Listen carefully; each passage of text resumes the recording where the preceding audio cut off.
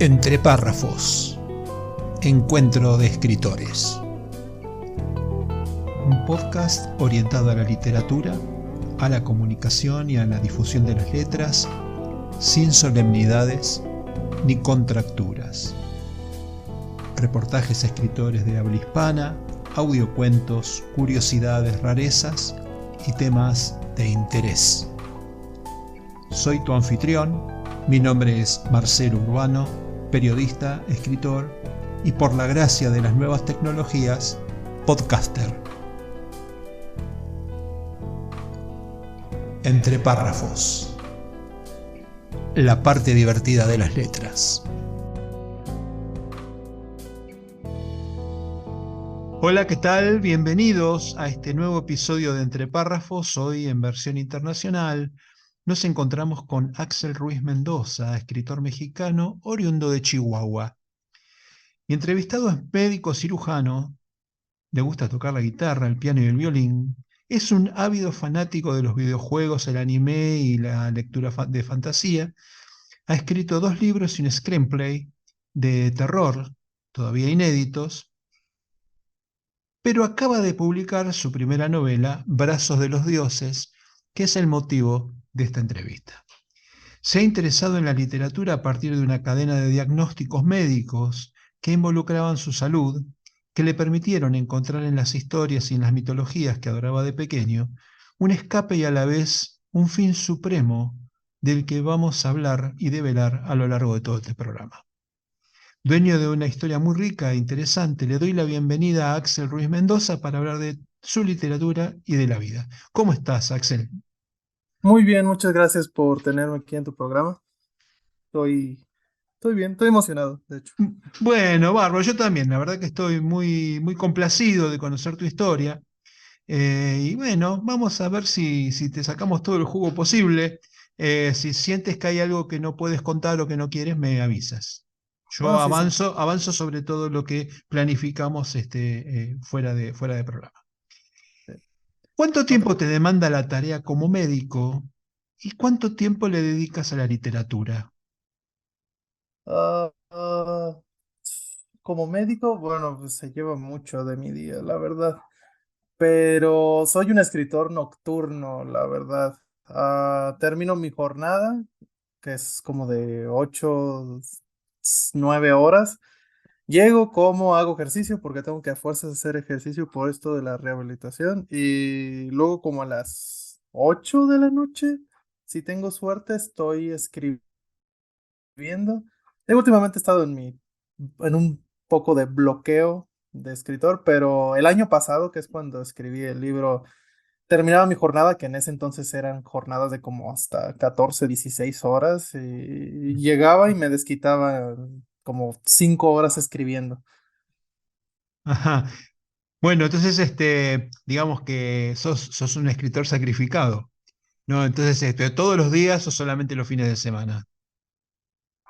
Pues los fines de semana me distraigo mucho, así que generalmente lo hago entre semana. Bien, bien, bien. ¿Por qué elegiste la medicina? Es la pregunta que me hago todos los días. No, no sé.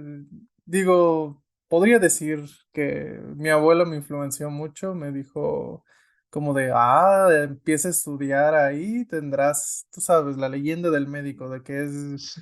millonario, respetado y entre otras cosas, ¿no? Ujú, Y pues ahorita en mi país estamos en una situación donde un médico no es ni millonario ni respetado. Digo, con sus excepciones, porque de verdad hay ujú, médicos súper respetados, súper millonarios, pero pues generalmente tienen como 40 años más que yo. Son de ujú, otra época, pero aquí en mi época sí estamos cruzando por un punto difícil nosotros médicos, la verdad. ujú. Pero Pero además, ¿estás especializado en algún tipo de cirugía? no, todavía no. De Ujú, hecho, pues eso tuvo que influir mucho en por qué elegí medicina. A mitad de la ajá, carrera, porque es cuando mi enfermedad empezó a tomar curso. No he tenido la enfermedad toda la vida, solo empezó a presentarse y pues mientras estaba la carrera estaba perdiendo funciones. ujú, Y pues estaba de, ¿por qué elegí esto? Y mi mente dice, bueno, pues cuando lo elegiste no estabas enfermo. Y pues uno siempre empieza con, quiero ayudar a la gente, Ujú, quiero ayudar a la gente y todo lo demás. Y todavía estoy con eso, pero la situación te lo pone difícil a veces. Hay como una burocracia ahí que te impide ayudar verdaderamente a la gente, ujú. pero pues era una de las razones. Digo, no voy a ser Jesucristo y decir que no me llamó la atención de, el dinero, claro, el dinero. Porque sí me llamó la atención, digo, no vivo de ensalada, era por el fin de ayudar. Y la otra es por qué elegiste la narrativa. La narrativa, más bien la narrativa me eligió a mí. Bien. ¿Eso suena cursi? Creo que suena algo cursi. No, no, está perfecto. Porque en verdad es un encuentro que no tiene un padrino, es un encuentro que llega. Así que, y muchas veces, casi hasta accidental, así que comprendo perfectamente lo que dices. Pues estaba en secundaria y muchos dicen, extraño la secundaria. Yo no extraño la secundaria. Me buleaban hasta morir. Y no sé por qué, pero la juventud es cruel y sin razón. Pero pues en mis tiempos melancólicos les dije como de, pues voy a empezar a crear una historia para distraerme. Y ahí me tenías como a los 12 años ideando pues lo que sería el primer boceto de Brazos de los Dioses, que ahora lo veo como de, ay, qué ñáñaras da. Digo, si ya de por sí estaba un poco cursi el final, pues, el libro final. Ajá, Lo que creé inicialmente era como de, pues una historia que crearía alguien joven y con hormonas, ¿no? Muy sí, visceral, muy emocional, muy... Así no actúa la gente en la vida real. Y tenía muchos, o sea, esos momentos ¿qué pasó aquí? ¿Por qué rayos están haciendo esto los personajes? Y ya ves que lo más difícil de una historia no es ni el principio ni el final, sino el relleno, porque pues, ok, ya sé cómo termina y cómo empieza, ¿y qué pongo en el medio? claro, es el camino. Ajá, y la historia de Brazos de los Dioses en el principio sufría mucho del relleno. Sabía que iban a haber peleas, sabía que iba a pasar al final de los capítulos, pero ese medio me tardó 10 años de madurar y de planear y actuar, porque así hago más o menos las cosas, de actuar las escenas en mi cabeza, de por fin plasmar, pero me eligió y con ese primer boceto dije, no, lo dejo de lado, empiezo con otros. Y fueron yendo más y más historias. Nunca escribí ninguna historia, pero vaya que tenía historias en la cabeza y por eso digo, me eligió porque mis historias empezaron a venir a mí. Historias donde veía cosas en la calle o veía cosas en las películas y en las series y es como de, este es un punto de trama muy interesante. Si lo expandieras un poco, pues podrías hacer una historia. Y luego yo le ponía la fantasía como pizca de azúcar glass Mm, y así hacía mis historias, pero no escribí nada hasta el año pasado, un poco antes del año pasado, pero definitivamente empecé a escribir en masa hasta mm. el año pasado. Bueno, pero vos decís que hace 10 años que empezaste, que lo que sería el embrión de Brazos de los Dioses, tiene como 10 años. ¿Cómo apuntabas las ideas? ¿Qué tenías? ¿Una computadora, un anotador, un cuadernito? Todo en la mente, pero en retrospectiva debí ponerlo en un cuaderno. Ujú.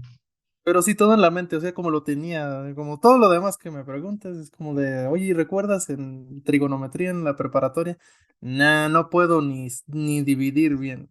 No es cierto, o sea, sí puedo dividir, pero, pero todo lo recordaba, esos plot points, los puntos de trama centrales se quedaron en mi mente de una docena de historias. Como Ujú. mitad de ellas medio malas, pero Sí, pues el resto, sobre todo Brazos de los Dioses, es como de, ok, ese se queda, porque ese es mi bebé, lo he estado, así como tú dices, sí. el embrión está ahí, solo necesito nutrirlo, porque si se me ocurrió en primera instancia es por algo. Claro que también empecé a leer en esos, o sea, llegó a mí, pero solo porque me atreví a leer un libro y pues ese libro, el primer libro de fantasía que leí, pues es el que muchos de seguro han leído, que es Harry Potter. Ujú. Bueno, yo me salté los primeros 6 y me fui al séptimo porque, bueno, quiero saber Sí. qué pasa. Ajá, y lo terminé como de wow. ajá. Pero luego vi la película y wow. No, el libro es mejor. Pero, por lo que supe de vos, siempre te ha interesado la mitología, ¿no? ¿Qué encontraba un niño pequeño en esas historias mágicas y misteriosas? Pues, pues fue mi papá a quien le gustaba eso. Digo, ahorita no tengo una Ujú, buena relación con él, pero pues también mi mamá y mi papá me compraban estos libros de mitología y no sé cómo empezó o qué libro empezaron. Solo sé que cuando tenía 5 o 6 años ya sabía quién era Zeus, quién eran los otros dioses olímpicos, la pelea entre dioses y titanes. Ya sabía que la película de Hércules tenía tantas, pues estaba mitológicamente mm, mal. No me gustaba la de Hércules, decía como de, pero así no funciona. Hércules se supone que mataba a toda su familia. ujú, Y ya me lo sabía, pero ¿qué encontraba yo? No sé, eran cosas más grandes que tú o que yo y eran mucho menos, ¿cómo se dice? Sermoneo que la Biblia, porque la Biblia ujú, siempre quiere sermonearte, pero la mitología trata de contarte una historia o muy trágica o muy graciosa o sin sentido solo para representarte un aspecto de la naturaleza humana o de la naturaleza en general. O sea, si te dicen que Zeus es el único sobreviviente de este rollo de Cronos que castró a su padre Urano y que comía a sus hijos para que nadie lo destronara, pues esa es una historia muy común, ¿no? ujú, Padres contra hijos, hijos contra padres, porque hay una especie de envidia. Y los griegos dijeron, pues hay que representarlo. ujú, Y pues me llamó mucho la atención, es como de, esto lo veo en la vida real. Y empecé a leer más y más y más. Y no digo que sea el más sabiondo de toda la mitología, pero la mitología griega con la que empecé, que es con la que muchos empiezan, porque pues es el mundo occidental, ujú. pues se me quedó muy, muy engranada en la mente. Y Todavía la tengo. hoy visto en la distancia, ¿cuál te atraparía más? ¿La mitología griega, la nórdica, el folclore japonés? Yo soy de la nórdica, la verdad. Ajá, bien, Porque los dioses griegos son inalcanzables, definitivamente inalcanzables. Te dicen, es que sí. no pueden morir, son inmortales. Dice, la vez que intentaron matar a unos, sus miembros quedaron vivos. Cuando Zeus y sus hermanos derrotan a Cronos, lo descuartizan, pero sigue vivo. Tanto así que dicen que luego se redime Cronos y lo hacen el rey de los campos elíseos, ¿no? Pero Mm, la nórdica te dice como de, no, son más humanos de lo que creen. Thor es este tipo bonachón, gordo, que le gusta pelear, sí, pero le gustan los humanos. Dice como de, se mezcla entre nosotros, vive entre nosotros, bebe, come, sí. pelea, tiene hijos con nosotros. Y eso es interesante. Y además lo que te dicen es que estos sí pueden morir, dicen. Estos Ujú. dioses sí pueden morir. Y eso me llamó la atención. ¿No? Como de, estos dioses que pueden morir. Sí. O que Y, pueden envejecer si no comen las manzanas de Idún y todo. Y dije como de, wow. O sea, los nórdicos estaban como que muy plantados en la tierra, incluso mitológicamente. ujú. ¿Tú sientes que la mitología es una inspiración o te inspiras de otra forma? Hay otros factores que te inspiran? Pues no voy a mentir que uno de los temas centrales del libro es repetir ciclos. Y no me refiero a la versión moderna de, sí, voy a romper ciclos, hora de cortarme el cabello, o voy a beber, ¿no? Me refiero a ciclos de comportamiento, porque esto es lo que me interesa también de la nórdica, porque la mitología nórdica cree mucho en esto de círculos y círculos que se repiten. El círculo del Ragnarok se repite una y otra vez. Bueno, según esto todavía no ha pasado y los dioses están dormidos, pero dicen que una vez que el Ragnarok pase, el mundo volverá a pasar y esto me interesó. Pues sí, también en la mitología hindú están los ciclos, el samsara, la budista, el ciclo, revives. Es esto de no vas a cambiar hasta que te des cuenta que hay algo mal y eso es muy humano. Es un loop. Y, ajá, es un loop. Ujú, Entonces, como de, ¿cómo esperas que los resultados sean diferentes si no cambias? Y todos mis personajes en el libro están atravesando un loop, uno ujú. humano, no uno divino, uno Sí. humano, uno de perfeccionismo o de frialdad o de irresponsabilidad, de Ujú, inmadurez. Ahí tengo cuatro personajes y los cuatro personajes están atravesando ciclos y algunos logran romperlos y otros no. Digo, no spoileo, aunque me ujú. encanta spoiler, pero no spoileo, pero ese es el chiste, esa es la narrativa central del libro. Son cuatro personas que tratan de romper estos comportamientos que han tenido toda la vida, sin que lo sepan, obviamente, porque eso es Claro. otra cosa Sin que sea muy... consciente, digamos. Esa es otra cosa muy interesante de la naturaleza humana y que los mitos también exploran, que a veces es inconsciente, pero es mucho más fácil una vez que vuelves todo consciente, superar Ujú. ese ciclo de comportamiento. Y pues es la verdadera tragedia cuando no logras cambiar.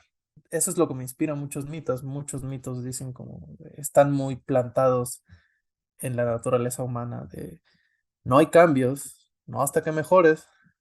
Y solo mejoras una vez que te das cuenta que estás mal.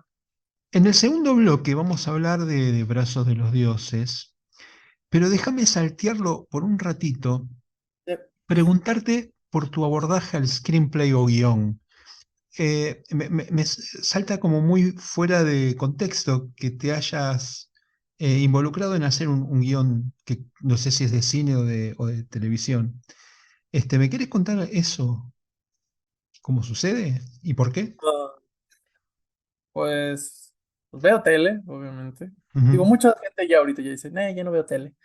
Y yo, quisiera, me encanta ver la tele, pero solo cuando vale la pena.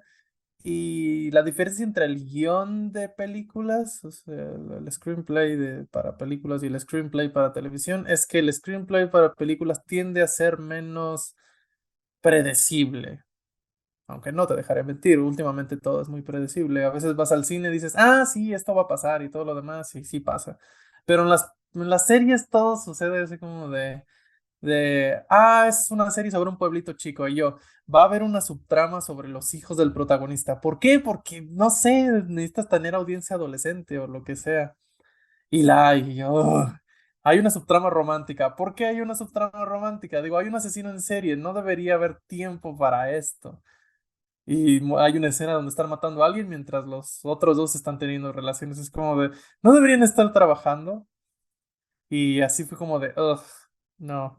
Bueno, si quieres hacer un buen screenplay, lo tienes que hacer tú mismo. hay como una especie de guión del screenplay, como que tenés que cumplir determinados principios y determinadas pautas para que sea exitoso. El famoso guión norteamericano o el famoso guión policial inglés. Es decir, tienen pautas que siempre y cuando tú te puedas acomodar a esas pautas, no importa lo que le pongas adentro, va a funcionar.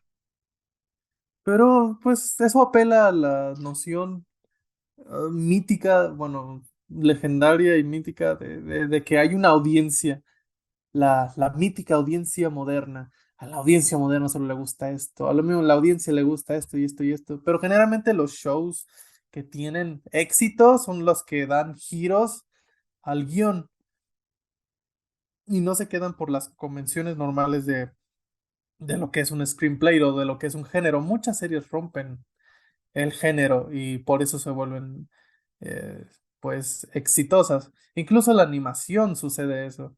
Es donde más sucede, de hecho, donde se rompe más el guión y termina siendo exitoso y termina teniendo más audiencia madura de la que tiene audiencia de niños y ahí Ujú. tienes el Cartoon Network, a Nickelodeon como de, momento, ¿qué pasó aquí? ¿Por qué toda nuestra audiencia son hombres de 40 años? No sé, tal vez porque Está tal vez bien. porque los escritores están viendo que están haciendo un buen trabajo, digo.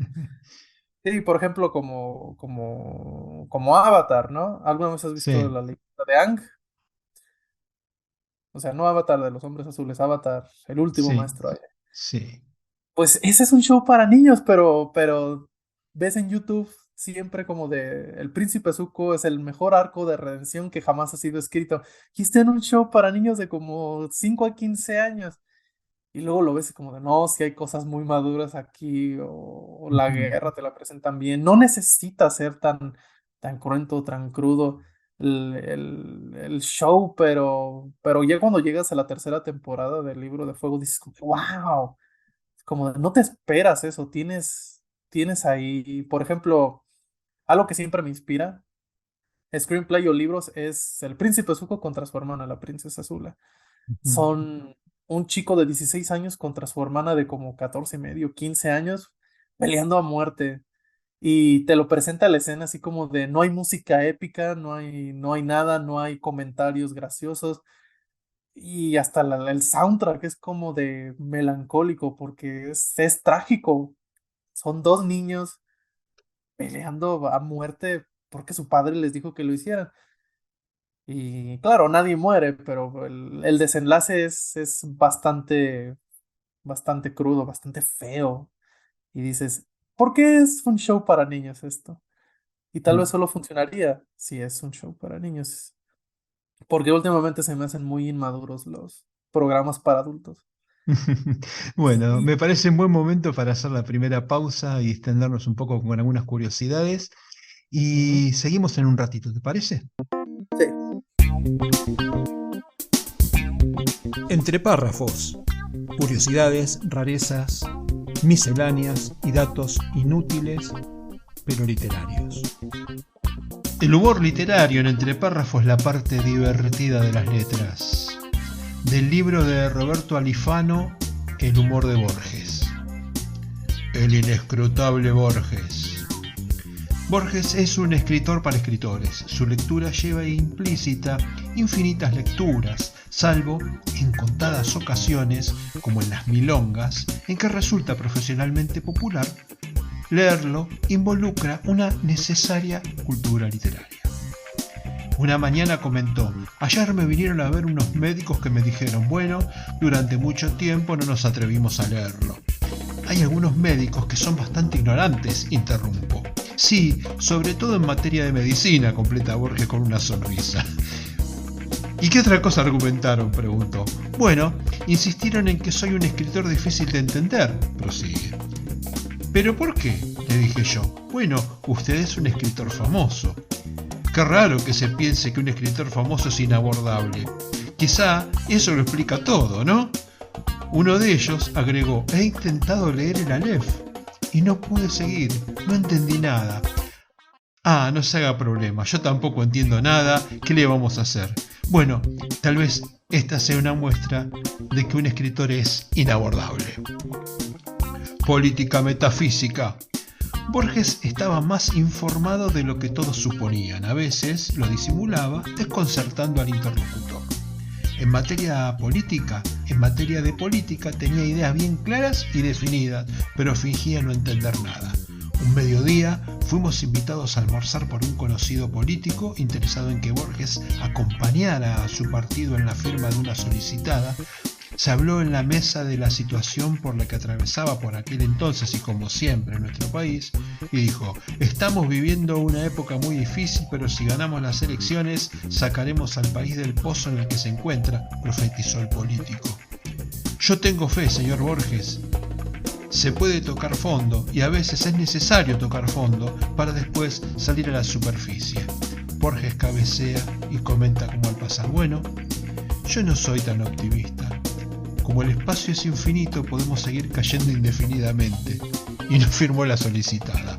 El humor literario en Entre párrafos es la parte divertida de las letras.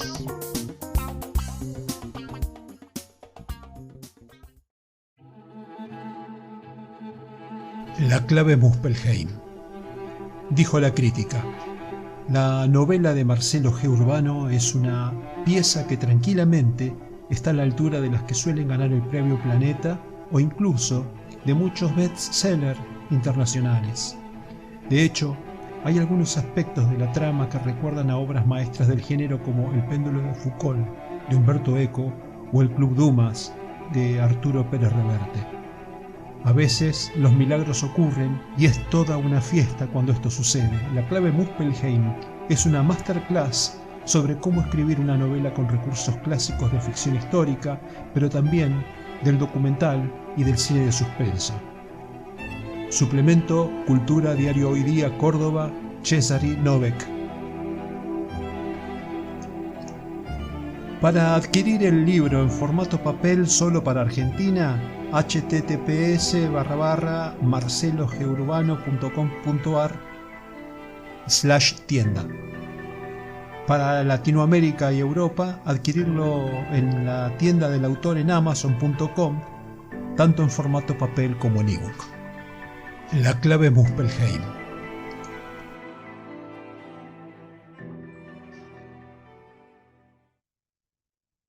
Estamos de regreso con nuestro invitado Axel Ruiz Mendoza y habíamos dejado en una forma de guión que desafiaba los guiones actuales y que en una reflexión nos decías que te parecía que los guiones para adultos estaban siendo inmaduros.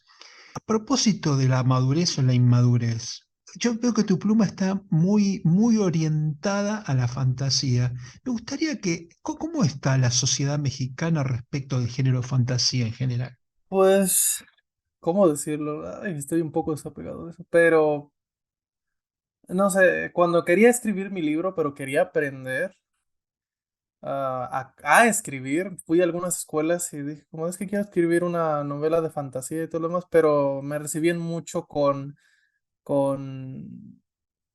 no voy a mentir, nacionalismo a donde fue. Es como de, no, es como de, digo, a final de cuentas terminé incluyendo un capítulo en el libro sobre la fantasía mexicana, la mitología mexicana. Es un libro sobre el Mictlán, tuve que investigar sobre el Sí. Mictlán y me gustó ese capítulo y toda la divinidad, todo Ujú, lo mexicano es hipermístico, hasta ujú. mucho más que muchas mitologías. Sí, a ver, desde mi punto de vista, si me permites la opinión, tienen una cultura tan rica y está tan a mano en Sudamérica, que me parece hasta una picardía, una tontería de perder tiempo con otras mitologías, porque es muy rica la mitología mexicana y la mitología peruana. Tienen un sólido argumento atrás para hacer lo que se te ocurra.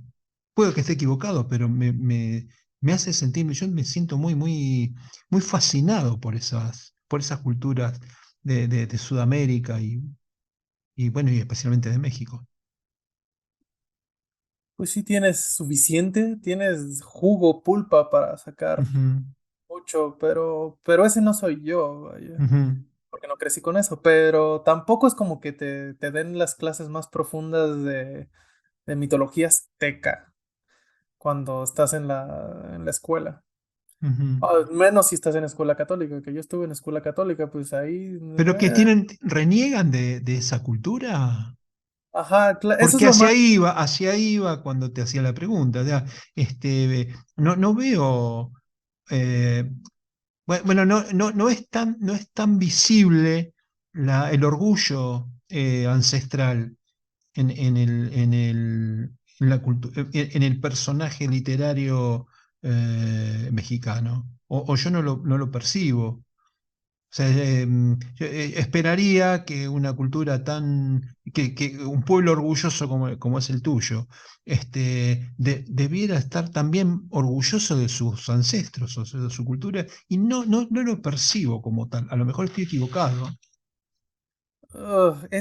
Ahí hay una idiosincrasia curiosa porque tú dices el pueblo orgulloso, ¿no? Ese es nuestro mayor problema. Estamos orgullosos de, de nuestra cultura y a la vez avergonzados de cómo llegamos a ella. Podría estar mal, alguien va tal vez a decirme como, no, ¿cómo crees? Y estás muy mal, pero como yo lo percibo es racismo, la verdad. Mm, ¿Cómo decírtelo de otra manera? Es a bien. veces racismo. Hay gente que dice, ah, sí, soy orgullosamente mexicano, pero dirá la frase pinches indios o verá con caras feas a los nahuas que todavía caminan por ahí en las calles. Ujú, Y también es este rollo de la civilización, ¿no? Que todo ujú, lo europeo es bueno y lo nativo es malo. ujú, Y, y no todos lo comparten, pero pues, ¿cómo decirte? ¿Cómo estarán orgullosos de una cultura de la que no leen? No, el mexicano promedio no agarra libros. Y también me dirán como de, ¿cómo crees? Si yo agarro muchos libros y todo lo demás. Pero mi perspectiva, y como me lo cuentan, es como de, la mayoría de la gente es como de, no, es que yo no leo, no puedo abrir un libro, sentarme ahí durante horas y todo lo demás. Es como, ¿cómo esperas conocer?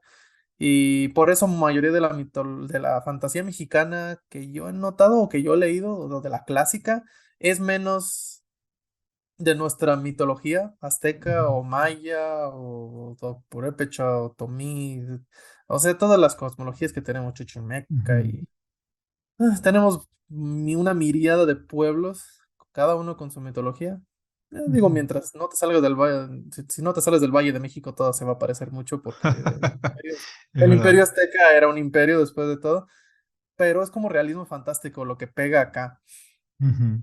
¿Cuáles son los autores que podrías decir que son tu influencia más directa? El primer autor, así que dije como de fantasía en fantasía, es Andrei Sapkowski, que es el autor de los libros de The Witcher, que ahí saqué lo del formato de antologías de historias de fantasía. Porque el primer libro, que es El último deseo, son un montón de historias desapegadas temporalmente, con Geralt de Rivia conectando a todas las historias. Y yo dije, eso me gusta. Cada una con un monstruo, cada una con una narrativa, eso está bien. Pero yo decidí, ¿y si hubiera una narrativa interna que conecta todas las historias? Y lo que conecta el hilo en toda esta historia son los personajes con una situación emocional que transcurre a lo largo de cada una de las historias. Y pues ahí le hice. ¿Quién más? Brandon Sanderson, que es como que J.R. Tolkien. Bueno, sería de poco respeto a J.R. Tolkien y a Brandon Sanderson compararlos, porque la verdad es que escriben muy diferente. Ujú. Pero pues sería como nuestro Tolkien moderno, porque es el que supongo que influye demasiado a la fantasía que la rodea y a la vez no se representa tanto en la cultura popular, porque todavía no ha habido una adaptación de sus libros, que yo sepa. Bien. Pero empecé con Mistborn, o Nacidos de la Niebla, supongo, cuyo primer libro de la trilogía es El Imperio Final, que te cuenta como de qué pasaría si el malo ganara, qué tal si Voldemort ganara, casi casi, o Darth Vader o el Emperador, y te dice, ok, qué tal si ganara, y pasarán 1000 años bajo su reinado, porque el tipo es inmortal. Y te mete de lleno en este mundo de fanatismo religioso hacia la figura del Lord Supremo, que, que es como que la sombra sobre todo un imperio que abarca todo el planeta. Y yo dije como, wow, pero lo que más me llamó la atención es cómo Brandon Sanderson trata a sus personajes y mientras muchos tienden a irse sobre el melodrama y sobre las situaciones más grandes de lo que pueden manejar, Brandon Sanderson en estos libros te lo pone todo chico como de este conflicto que te digo, el emocional. Brandon Sanderson le encanta el conflicto interno de sus personajes, siempre tienen un conflicto interno y como de, ah. Dios, uno quiere escribir como él. ¿Y entonces qué es Brazos de los Dioses? ¿Qué es? Ujú, ¿Qué es? Pues es la culminación de 9 años de ideas y de un año de esfuerzo. Comenzó como como esta idea es que tengo que hacer algo, de quiero dejar algo mío una vez que muera, ¿no? Porque me diagnosticaron como 3 veces enfermedades terminales porque la mía es muy rara. Y yo dije, tengo que empezar ahorita, pero siempre me daba miedo. Y ya cuando me diagnosticaron una que no era terminal, muy rara igual, pero no terminal, dije, como, bueno, ahora no tengo excusas. Y me dijo alguien, pues empieza a escribir. Y si no les gusta, pues que se vayan a la ver, ¿no? Dijo algo mucho más. Uso otro tipo de lenguaje antisonante, pero Mucho más pedestre. mucho más mexicano. Y dime una cosa, ¿cómo sería una pequeña reseña del guión como para entusiasmarnos a mí y a los oyentes? Jonathan Randy, también conocido como el coleccionista en el mundo del oculto, es contratado por varios personajes importantes y varias divinidades de todas las mitologías para realizar trabajos para ellos. Estos trabajos generalmente tienen como recompensa objetos divinos. Y Randy solo hace esto porque tiene el gran deseo de desaparecer a todos los dioses por fin de la faz de la tierra para que termine su tormento. Y en el camino conoce a varios personajes que lo ayudarán a lograr su cometido o a evitar que termine desperdiciando su vida, porque pues los dioses son inmortales. Y pues, ¿cómo más ponerlo? Y también el misterio de cada uno de los personajes, el de Randy siendo, ¿por qué el protagonista es inmortal? Y pues es un libro para todos los que les gusta de la acción frenética, el misterio, los mitos, las leyendas. Y pues un sistema de magia más estricto, menos laxo, digamos, porque sí me meto mucho de lleno a eso. En general, si te gusta el anime, este es un libro que te gustará. Ahora, después vamos a charlar un ratito de eso del anime y todo eso. Pero bueno, nos quedan un par de minutos como para redondear. Y te quería consultar por cómo fue el proceso de edición de tu novela. Yo entiendo que tú la has autopublicado. Y bueno, preguntarte si tuviste que recurrir a terceros para hacer la corrección, el maquetado y el arte de tapa, por ejemplo. Sí, no soy muy bueno en las artes gráficas, pero, Ujú. pero en general lo escribí en dos idiomas, en español y en inglés. Ajá. Pero había unas cosas en inglés que cuando se traducía en español no funcionaban tan bien y viceversa, así que tenía que corregir esas cosas. Y, y pues ya cuando lo mandé, nada más que me corrigieran ortográficamente y algunos detalles. Y aún así quedaron algunos ya una vez que lo leí, pero en general el proceso fue un poco largo, como Ujú. de 2, 3 meses, o no sé, supongo que habrán más largos, Y, pero y después fuiste una vez que estaba terminado todo el proceso, maquetado y arte de tapa, fuiste a una imprenta y lo imprimiste o fuiste a una editorial de estas que hacen el servicio de edición. pues fue una editorial que hace el servicio de edición. Perfecto. No inmediatamente, traté un montón de bueno, mandé mi manuscrito a varias editoriales o a varios agentes, pero no sé, tú sí sabrás, pero pues está difícil ahorita conseguir ¿Cómo? que te Voy pongan. por, voy por mi, tengo en corrección a mi quinta novela y estoy escribiendo la sexta y la tengo que remar, aquí decimos en Argentina, en el dulce de leche, o tengo que remar en la brea para, para conseguir que me publiquen. No, no, yo termino también haciendo edición, autoedición. No, Autoedición. pues sí. Igual las mando, pero no las leen, no dan pelota. Y no me dejarás mentir, ahorita la situación para poder publicarte está cañón y la verdad es que si lo mandas a los editoriales de fuera del país, ¿no? Pues, te dicen, es que quiero algo tal y tal y tal y tal y lo lees y dices como de apelando a la mítica Ajá. audiencia moderna. Oh, sí, la audiencia moderna. ¿Quién sabe quién compone o qué es la audiencia moderna? Yo soy la audiencia moderna y ni siquiera sé qué. Sí. Bueno, entonces vamos a hacer la segunda pausa para distendernos con curiosidades de la literatura y en un ratito estamos de vuelta. Entre párrafos, curiosidades, rarezas, misceláneas y datos inútiles pero literarios. Frases célebres en entre párrafos, la parte divertida de las letras. El novelista ruso León Tolstoy, que vivió entre 1828 y 1910, dejó la siguiente frase en su obra Ana Karenina: si buscas la perfección, nunca estarás contento. En La Compañía Blanca, el autor británico Arthur Conan Doyle escribió la siguiente reflexión: el hombre débil se vuelve fuerte cuando no tiene nada, porque solo entonces puede sentir la locura de la desesperación. Seas quien seas, hagas lo que hagas, cuando deseas con firmeza alguna cosa, es porque este deseo nació en el alma del universo, es tu misión en la tierra. Esta hermosa frase pertenece a El alquimista de Paulo Coelho, el autor brasileño nacido en 1947. John Ronald Reuel Tolkien, escritor, poeta, filólogo, lingüista y profesor universitario británico que en realidad nació en Sudáfrica en 1892, escribió esta reflexión en El Señor de los Anillos: no todo lo que es de oro reluce, ni toda la gente errante anda perdida.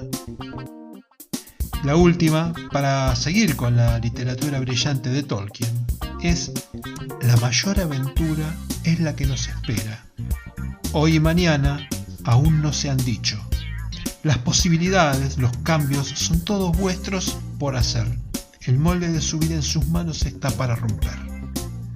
Esta hermosa frase pertenece a El Hobbit. Frases célebres en entre párrafos, la parte divertida de las letras.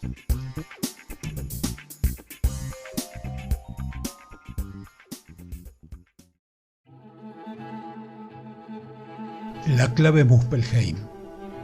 Dijo la crítica: la novela de Marcelo G. Urbano es una pieza que tranquilamente está a la altura de las que suelen ganar el premio Planeta o incluso de muchos bestsellers internacionales.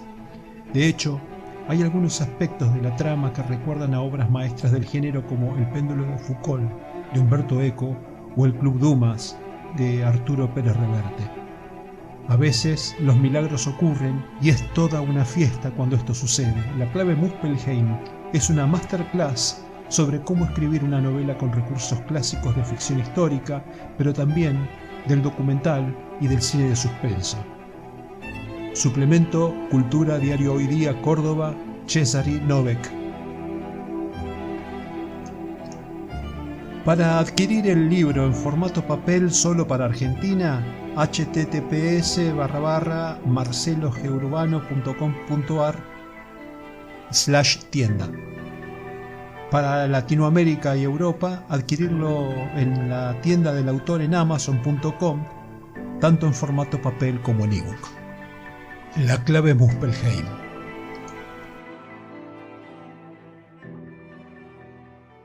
Estamos de regreso con nuestro invitado Axel Ruiz Mendoza, con quien empezamos a recorrer el tramo final del episodio de hoy. Bueno, y nos habíamos enganchado con el tema de cómo habías hecho la autopublicación de tu libro. Y bueno, y como nos pasa casi a todos los escritores independientes, enfrentar la publicación requiere de poner no solo el talento, la cabeza, sino también a veces poner plata. Y es lo que te pasó. Ujú. Sí, desafortunadamente.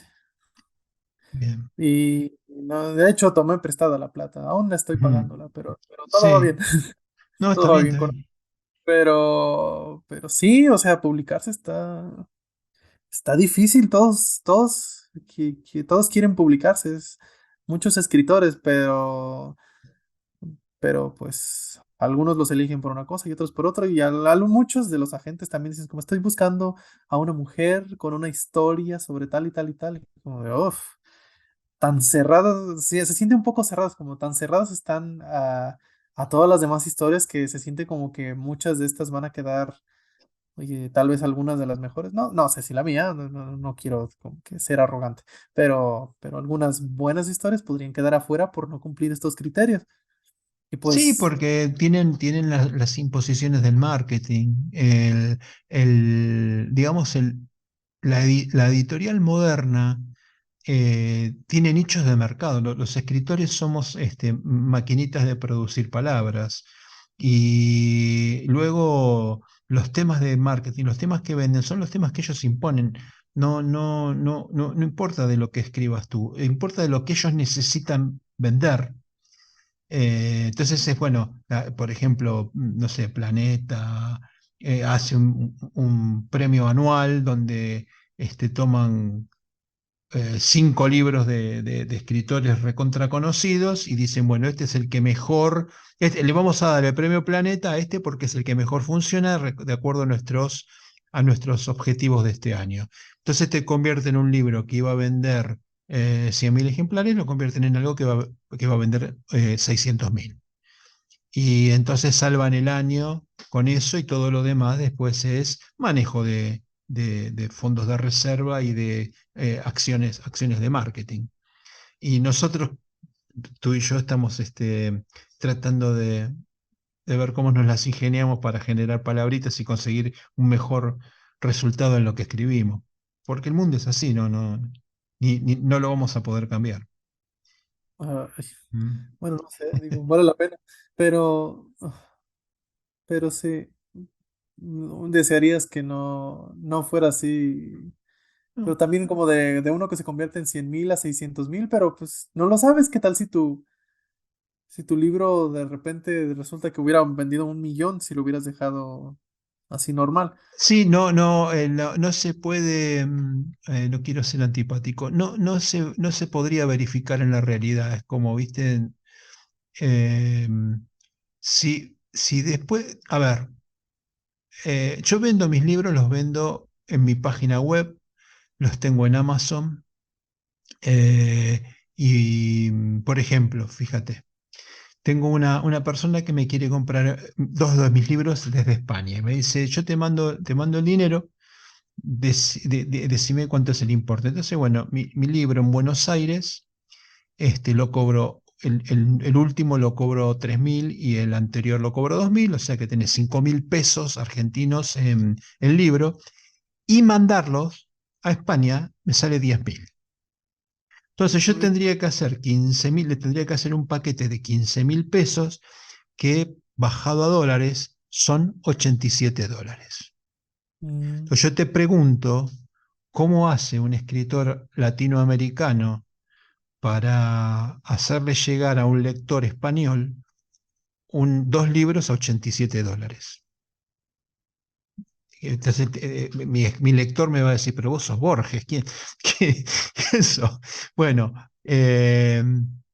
la logística, todo ese aparato que hay detrás de la literatura tiene un precio. Lo único que tenemos a favor, vos y yo, o tú y yo, discúlpame los argentinismos, es que remarla nos agudiza el ingenio y nos aprovechamos de las redes sociales para hacer publicidad y para que nos conozcan. Alguno un poquito más osado hace un podcast y se ayuda con otros escritores a que se conozca más la palabra de los escritores independientes, y haces campañas en Facebook, publicando tu libro en grupos y promocionas los libros que subiste gratuitamente y tenés promocionados gratuitamente en Amazon. Y es la forma de dar batalla. Cuando haces la cuenta a final del ciclo, digamos, vendiste 100 libros, 150, no, uy, 150.000. Así que es muy difícil de verificar esto de que si a mí me publicaran vendería 1.000.000. Es muy, muy difícil de verificar. No obstante, si vos fueras un tramposo o no tuvieras criterio, podrías decir, bueno, me voy a fijar cuáles son los objetivos de este año de Editorial Planeta, suponete la desigualdad en el mundo y haces un libro sobre la desigualdad en el mundo y lo mandás. Entonces tenés un poco más de chance de que te den bola. O, no sé, los crímenes de mujeres realizados por mujeres, porque está con el tema del feminismo. Entonces vos encontraste que el objetivo de este año de venta y la línea editorial de este año de Planeta es esa. Y bueno, escribís a propósito, te inventás la novelita, más o menos te la haces ingeniosa, la pones bonita y se la mandás. Y a lo mejor tenés suerte. Pero estarías escribiendo, lo digo como ejemplo, digo, yo estaría, ¿cómo decirlo?, traicionando mi integridad, digamos. Ah, pues eso se llama mala fe. ¿Se entiende? Así que bueno, pero, no, pero hay que estar orgullosos porque dar batalla, bueno, lo tenés que ver en el Ragnarok, dar batalla es parte de convertirte en Dios, digamos. Bueno, Hay que dar batalla, dar la qué buena, batalla como qué buena sea. analogía, sí. Dar la batalla como sea. Sí, Bueno, pero sí, por eso sí. uno desearía que llegara a 150,000 ojos tu libro, ¿no? Pero pues con 150 para alguien autopublicado, dices como, bueno, ya, en mi opinión, Siento- 150 es bastante. Es así, es así. Ay, contame un poquito de los libros que tenés inéditos. Ya hablamos del screenplay, pero sé que tenías dos o tres libros también en proceso, que los tenías ahí listos como para trabajar. Sí, tengo uno que se llama El conflicto silente, que Ujú, es la secuela de Brazos de los Dioses, de hecho. Son como 100 hojas ya escritas antes de que me diera mi bloqueo. Estaba como de, "Oh, ¿y ahora cómo relleno la otra mitad?" ujú. Sí, y pues es la secuela. Y no sé si puedo decir algo sin spoilear nada, pero pues es el fin del mundo, ¿ok? Es Ok. el mayor spoiler. Pasen el Ajá. primer capítulo, no hay más. Es el fin del mundo y es 1946 y alguien ha hecho algo para que se acabe el mundo, va a morir gente y es la posguerra. Me gustó esa época porque, pues qué mejor época para terminar el mundo que una después de la mayor miseria que ha jamás pasado en la historia de la humanidad. Bueno, excepto tal vez la masacre de Camboya, pero pues no sé casi nada de eso. Así Ajá. que esa es una. Uno de los personajes vuelven, la mayoría de los personajes vuelven de la novela anterior. Y si te digo cómo vuelven, entonces ya estaré spoilando de más. No, está bien, está bien, está bien. Ah, Poner digamos, una lombriz en la carnada, nada más como para que la gente pique y se quede pensando o ajá, queriendo más, digamos, y que después tiene que ajá. ir y comprar. Sí. Y la mejor parte, gente, es que no necesitas leer el primero para entenderlo. Ajá. Te vas a sentir más familiarizado con los personajes, pero pues en mi opinión no necesitas mucho contexto. Bien. Sí, ¿y qué otros libros? Pues de un screenplay dije como de, ah, y si ¿Eso lo ya lo paso al... hablamos? Sí. Sí, pero ¿y si lo paso al libro? Ajá. Pues es que el formato obviamente es increíblemente diferente, ¿no? Sí. Pasándolo al libro es como de, ah, ahora necesito escenas extra. Sí. Sí.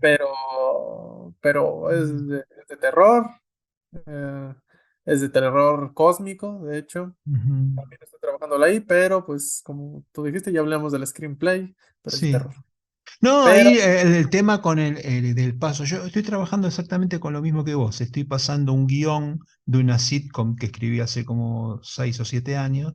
Lo estoy pasando a novela. Y todo lo que hace la cámara lo tienes que hacer con la pluma. Digamos, todo lo que tiene que ver con el trabajo de cámara, el encuadre y todo eso, lo tienes que transformar en palabras. Y esa es la riqueza que cobra para mí el screenplay pasado a guión. Mm, ajá, este, de hecho lo empecé a pasar a libro porque mi mamá, que generalmente termina escuchando todas mis ideas, dice como, ¿y si escribes algo más normal? Me dijo. Y es como, de terror no es normal, ¿no? Sí es así, pero algo más normal. Y dije, bien, lo paso al libro. Y la historia es, ¿has leído a H.P. Lovecraft? Sí, Lovecraft, sí. Pues es mi súper homenaje a Lovecraft, Ajá. pero pues le voy a solía llamarse Providence, el libro diagonal, el screenplay, pero Alan Moore me ganó en llamar así a uno de sus cómics sobre Lovecraft. Y estúpido Alan Moore, ¿por qué eres tan perfecto? Pero así que lo cambiaría a Eldritch, Carolina del Sur, Bien. que es sobre un pueblo que tiene, pues como cualquier pueblo en las historias de Lovecraft, tiene una historia y una maldición y suficientes monstruos como para poner la piel de punta a cualquiera. De hecho, es tan raro el pueblo que todas las noches hay luna roja. Ajá. Muy Sí, interesante. y comienza con un asesinato, con monstruos y todo lo demás, Ujú. pero pues, para que veas. Y mi otro libro, este es el más nuevo. Quise trabajar en otros muchos más, pero dije como de, ¿y si quiero una saga? Porque nunca he pensado mucho en sagas. Me gusta más esto Ujú. del... eh, El unitario. ajá, de un solo libro Ajá. para contar una historia, pero pues a quién engaño, también de esto, pues, a mí me gustan las sagas, la de Harry Potter me gusta, de Brandon Sanderson está el archivo de Luz Tormenta, no sé cómo le llaman en español, le llaman el Stormlight Archive en inglés, y son libros de como 1300 páginas, y aún así las leo, Mm. y los de Robin Hood, que se me olvidó Sí. mencionar, que son los de Fitz Chivalry, que son los libros de fantasía con los mejores personajes que puede haber, porque dices, ah, todos me caen bien. Y es horrible, porque siempre le pasan cosas malas al protagonista y el protagonista es como, bueno, así es la vida. Está muy Ajá, bien. pero ¿Cómo te las ingenias con el marketing y las redes para promocionar tu libro? ¿Te ocupas personalmente? ahí me temo que sí. Aunque un amigo me ayudó, pero para crear la página, pero los posts de la página Brazos de los Dioses, visiten la página de Ujú, Brazos de los Dioses, los hago yo y dije como de, ¿cómo rellenas una página de Facebook? Y dije, "Ay, bueno, usa tu imaginación, inventa lore del libro que nunca vas a mencionar en el libro en sí, solo menciónalo así". Y yo como, de, ah, sí, por supuesto. Y empecé con la primera vez que Jonathan Randy, el protagonista, conoció a un hombre lobo, fue en tal, tal y tal. Y ahí me tienes investigando sobre hombres lobo a través de la historia y como ujú. de metiendo a mi personaje ahí, y una historia chiquita. Bien. O sea que Sigue los así, posts serían complementarios, no forman parte de la historia, sino que te dan pistas desde afuera, digamos. ¿Sí? ¿Se pues entiende el le da concepto? historia, la historia al protagonista. Ujú. O Bien. a eventos que sucedieron antes de la historia. Yo dije como, bueno, es como Pottermore.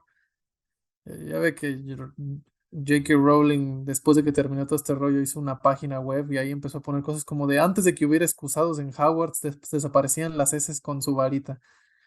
Es como de, Ajá. Interesante. Tienes razón. homenaje a Hogwarts. Así que dije, como, Eh, bueno, haré algo parecido, pero sin lo de las varitas y las heces. pero sí, parece una buena idea porque complementa mucho la historia. Dime una cosa, ¿eres fanático de los videojuegos y del anime? ¿Qué es lo que Yes. te atrapa de ellos? Y otra cosa que te quería preguntar es si frecuentas las tribus y seguidores de las disciplinas. Pues no soy el más social, pero ¿qué me llama la atención de esto? Ya ve como dije que los screenplays de las películas y las series están siendo inmaduros últimamente. Sí. Pues los juegos y el anime están haciendo exactamente lo contrario. Mientras los personajes en las tele y en la televisión gringa se comportan como niños de 18 años a pesar de que ya tienen 33 años, como toda la premisa de Friends, como siempre tienen tiempo a pesar de que están en sus 30 para ir al mismo café a las 2 de la tarde o en el mediodía. Es como de, ¿no trabajan esta gente? ¿Qué no Mónica tiene un restaurante? Entonces, el anime en vez de sermonearte como lo hacen muchos medios ahorita, de, el racismo, esto, el anime te quiere contar una historia. Por ejemplo, la historia más grande jamás contada en el anime para mí es la del alquimista de acero. Y suena muy infantil al principio, pero luego se pone muy intensa, porque es sobre dos niños que con alquimia transmutan a su madre muerta y fallan, y el precio por eso es que pierde uno de ellos una pierna y el otro pierde su cuerpo y para regresar su cuerpo a este plano terrenal, el hermano mayor sacrifica uno de sus brazos para anclar el alma a una armadura vacía. Y dices, oh, shit, y toda la historia es sobre el valor del alma y de la ética de la ciencia, pero a través de un sistema de magia. Te plantean como de hasta qué punto vas a llegar por el avance o por el conocimiento. Y Ujú. dice como de no hay precio para el alma y no hay intercambio para el alma. Y te ponen un montón de cosas, te ponen sobre la manipulación de las masas y todo. Y todo velado con el disfraz un poco infantil a veces del anime, porque tienen sus clichés también que tienen que cumplir. Pero cuando rompen algunos clichés, cuando la música se pone bien dramática, es cuando dices, wow, esta es una historia. Y lo mismo con los Ujú. videojuegos, que ahí es donde los gringos empiezan a Bueno, ponerse hay más de más 10 películas de son basadas en videojuegos, así que sí, digo 10 pero así que se me escapan de la boca, pero evidentemente hay ahí una simbiosis creativa más que interesante, ¿no? Y una buena fuente de ingreso para escritores. sí, pero se pierde un Ahí. poco del espíritu al adaptarlo. Muchos pierden el espíritu. Excepto tal vez, mi mayor ejemplo ahorita de lo que es una buena adaptación es, si no eres de jugar videojuegos, ve en HBO The Last of Us. Ujú. La Sí, historia sí. se queda un poco más tocada, pero me digo, un poco menos, no meten mucho las manos para cambiarla, pero la historia es muy, muy, muy, muy, muy visceral.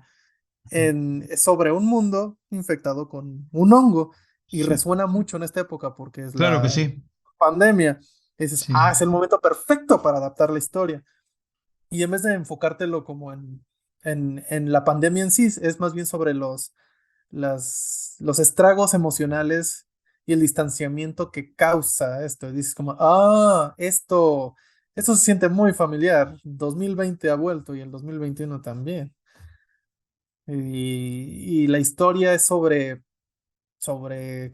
¿cómo se dice? La culpa de superviviente y el distanciamiento emocional y la crueldad humana. Y ese solo es el primero. El segundo es aún más miserable el juego. Y dices, como, ¿cómo pudieron poner una historia tan visceral para que la jugaras? Porque te hace sentir, ah, pues, te hace cuestionarte lo que estás haciendo mientras juegas. Ujú. Quién sabe cómo la adapten, pero es como de, ahorita las historias en los juegos te hacen pensar y la jugabilidad tiene que ser compatible con el tema del juego. Y Bien, son historias, con las tribus y los seguidores no te vinculás, digamos. no, solo no vincularme con, con los fanáticos, Mm. porque luego son gente muy adamante, muy inamovible. Ujú.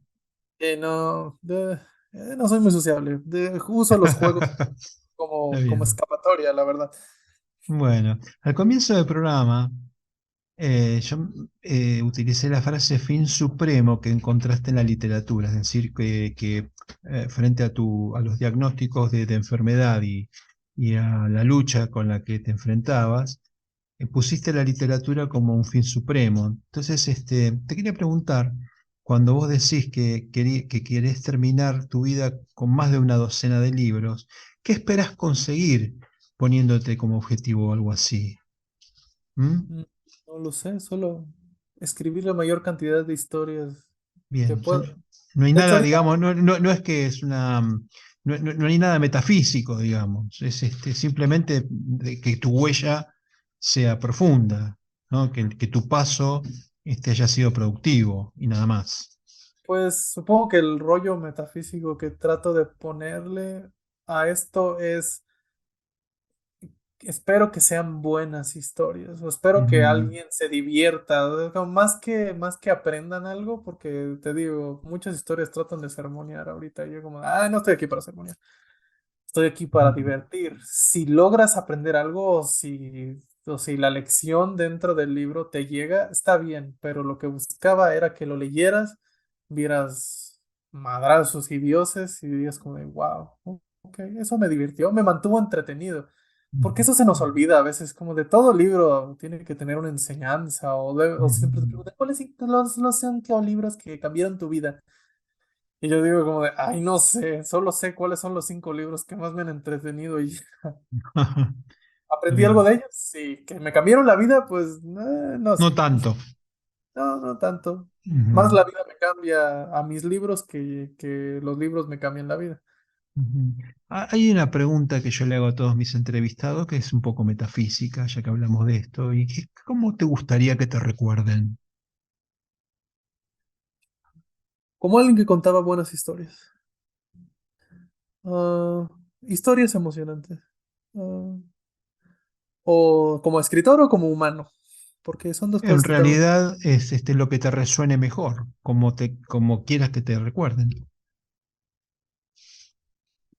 Pues sí, como alguien que traía tema a la conversación, ¿no?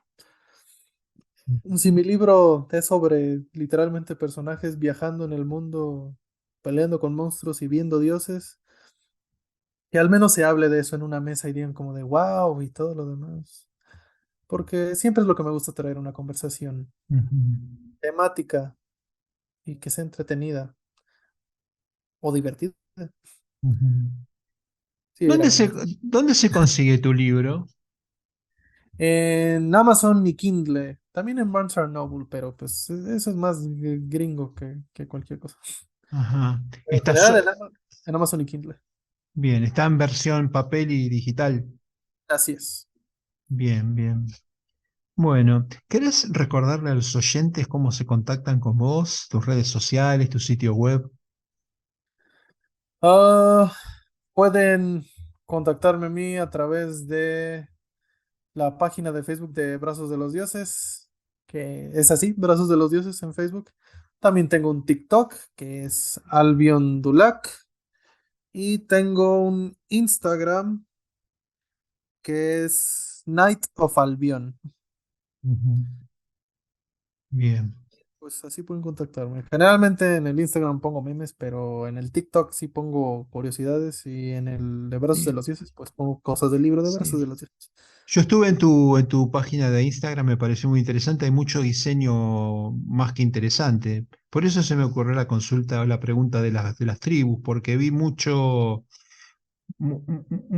diseño de tribu, de gente que se comparte ciertas, ¿cómo decirlo? Ciertas gráficas, ¿no? Entonces, bueno, me imaginé que a lo mejor por eso estabas orientado a esas tribus, pero bueno, no, era evidentemente pura preferencia.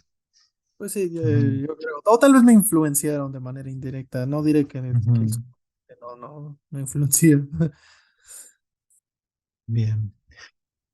Bueno, Axel, un verdadero placer haberte conocido, haber conocido tu historia, conocer un poco de tu libro y, bueno, de tu forma de pensar y de ver la vida. Muchas gracias. También ha sido un placer. Bueno. La voló la hora. Voló, ¿viste? ¿Viste lo que me pasa siempre cuando te enroscas en las historias de las personas que tienen cosas interesantes para contar? Lo que sucede es que el tiempo se va, el tiempo es veloz, como dice un músico de mi país, David Lebón. Así que Mm. bueno, espero que todo salga bien, que nos volvamos a encontrar en estos encuentros cuando vuelvas a editar un libro. Y mientras tanto, a tu disposición para lo que necesites. Este programa es de los escritores. ¿Mm? No, igualmente lo que necesites. Pero muchas gracias. Bueno, bueno, hasta pronto. Gracias por la entrevista.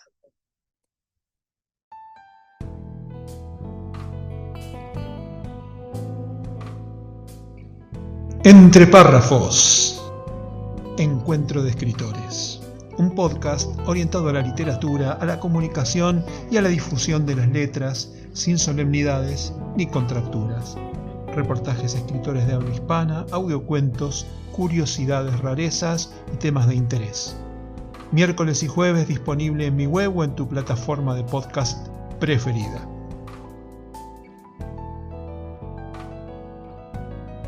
Si sos escritor y te interesa participar, comunícate conmigo. Si sos oyente, espero tus comentarios, críticas o aportes escritos o grabados.